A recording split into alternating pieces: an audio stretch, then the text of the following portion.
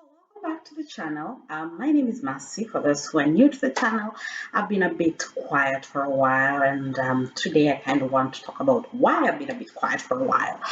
So here I am. So I have talked about my up and down struggle with, mental illness and things like that. So for the last few weeks, I have been actually kind of tired. The weather is changing, so we're coming into the summer. I have had lots of things that I'm doing, and I really did have a lot to do. And what I love about that is that it kept me from what normally happens to me, because here's how it all goes. I know some people think that like mental illness is an indulgence. It's something that you use as an excuse and things like that. But for those who are living the reality of it and struggling with it day to day, we know it's not. We know that we would actually absolutely love to have a normal life. We would love to be able to just enjoy day to day life. But, well, sometimes it's hard. And then there are days when it's good. I am so lucky that, unlike so many people that I know who are struggling with mental illness, mine is really, honestly, on a grand scale of things, it's not as severe as it was years ago. And that is one thing that really makes me happy, the fact that it's under control. I've had good support, whether it's medical or just friends around me, everything. I'm just so lucky. This aspect, I cannot complain. So one of the things that I've been doing was I actually decided that I need a change of environment, right? So my biggest excuse for not traveling has always been, okay, when I was younger, it was I don't know where to go. And I live in Switzerland, right? So before, when I first came to Switzerland, Switzerland was not part of the Schengen states. So to go anywhere, even just across the border, like I live, literally 5 minutes from the border. But even just going across the border, you needed a visa. So that was a good reason for me not to travel, because I was like, I don't want to keep getting a visa. Anyway, so that was one of the reasons. That was one of the excuses, because it did not stop a lot of my friends from traveling, right? And then after that, we joined Schengen, and then I was so excited. I was like, oh, I am going to visit every Schengen state. And then my friend told me, Mercy, you haven't even visited every canton in Switzerland. I mean, I live in one of the most touristic countries in the world.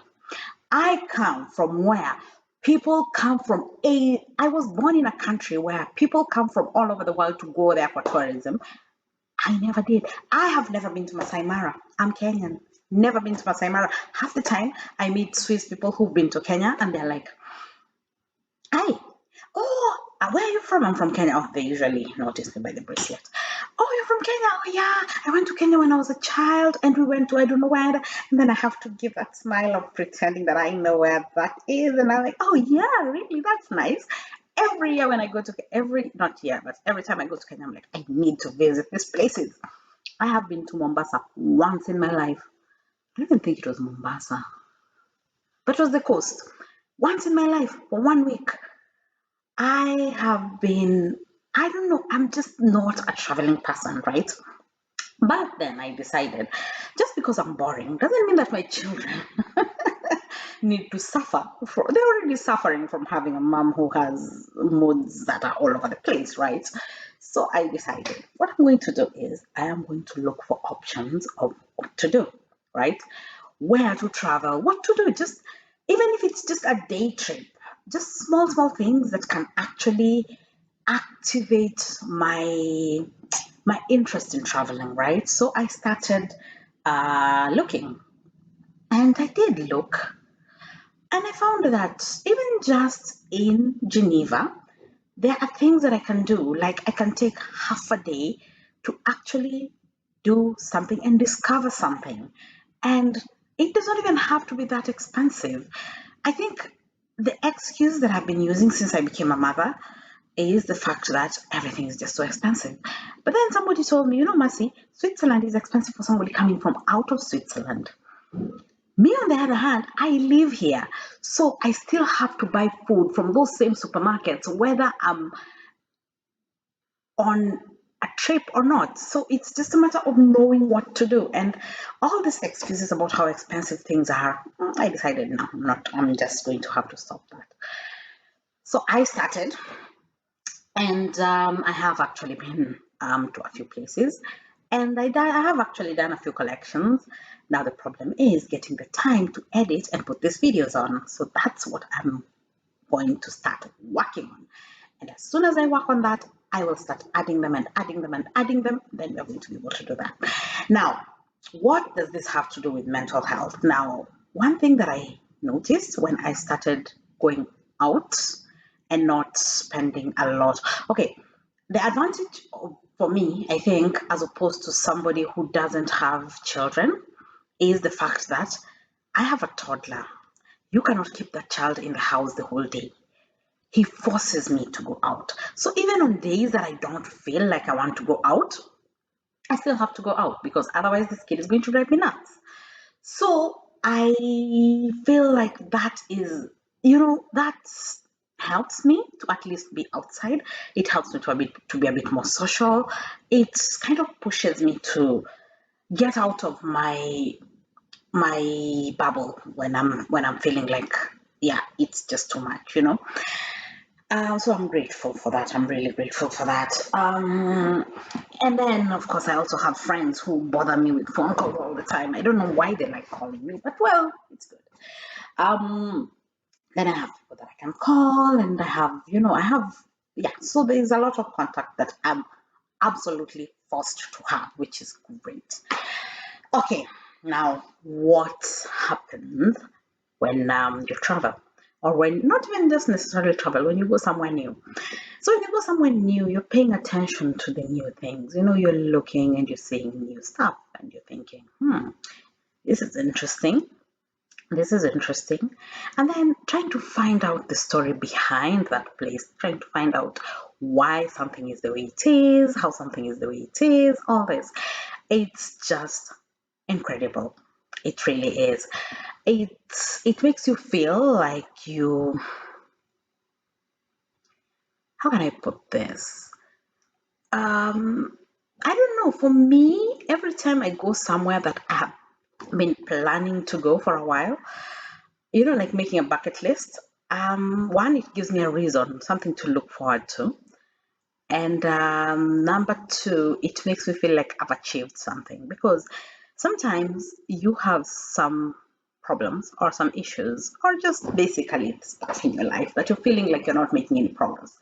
I do feel like that about quite a number of things. There are times that I've felt like, okay, I need to make more progress when it comes to I don't know, financially I need to make more progress, or there are things that you feel like you're not progressing career wise, you're feeling like you're stagnated. But then you have a bucket list and you go like, I now have to go to Manchester. By the way, I need to go to Manchester. I really do. Never been, want to go. Actually, I've been to the UK once and it was fun. And I want to go back again. So, what was I saying? Yes.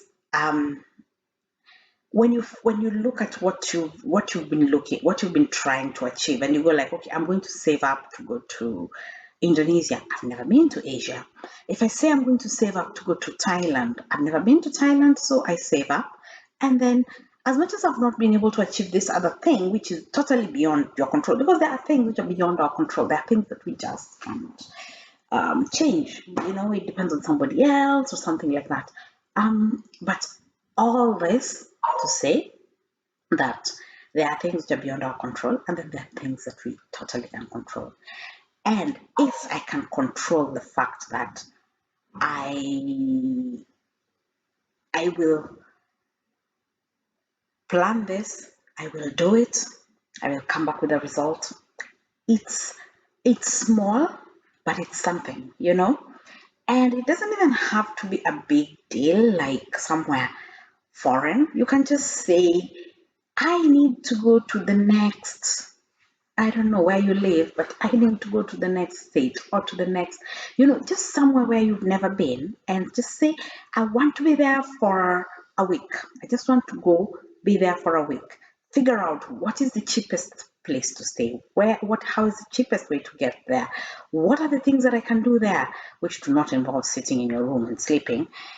All this, it would be great. It's totally, totally great if you can do that because